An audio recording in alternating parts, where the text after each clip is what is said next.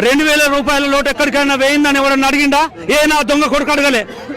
ఈ యూరియా బస్తాలకు మాకు 30 తిప్పలు తెస్తాండ్రు. మా బాబాయ్ కేసీఆర్ ఉన్నప్పుడు వచ్చిందా? 15 బస్తాల యూరియా బాగా తీసుకపోయినా. అప్పుడు ఎవరు వచ్చిండు? మా కోసం ఎవరికి దొరుకుతుంది? మందు డబ్బా తీసుకొని చచ్చింది నయం. ఈ బతికే కన్నా మొలక మొలిసిన కాడ నుంచి స్టార్ట్ చేస్తే మాకెందుకే గోస? 10 ఎకరాలు నాటేసిన 2 బస్తాలు దొరుకుతలేవు. ఈ దీనా స్థితిలో మందు తాగి సావాలే. మమ్మల్ని ఎవరు పాపం అంటాడు? ఈడికి పోతే అక్కడికి లైను, అక్కడికి పోతే ఇక్కడికి లైను. మేము ఛాయ్ తాగుతామా, పాలు తాగుతామా? ఎక్కడ లైన్ కుండు ఎన్నుకున్నోడు అయితే మళ్ళీ మండే నాడు రమ్మంటారు. మండే నాడు వస్తే మేమే ఫస్ట్ ఉంటామా? ఉంటాం. అప్పుడు ఇంకో కొత్త వాళ్ళు వస్తారు. ఎందుకు ఇంత కోసం ఉంచుకుంటారు? దీనికి ఫలితం ఉండేటట్టు ఉంటేనేమో స్టాక్ ఉంటే సరఫరా చేయండి.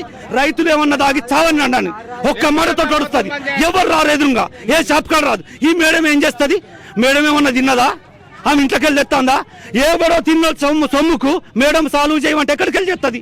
చెయ్యది. మేడం మనం అనొద్దు, కానీ బయట నుంచి వచ్చే స్టాక్ ఎక్కువ తెప్పియండి, దండం పెడతా.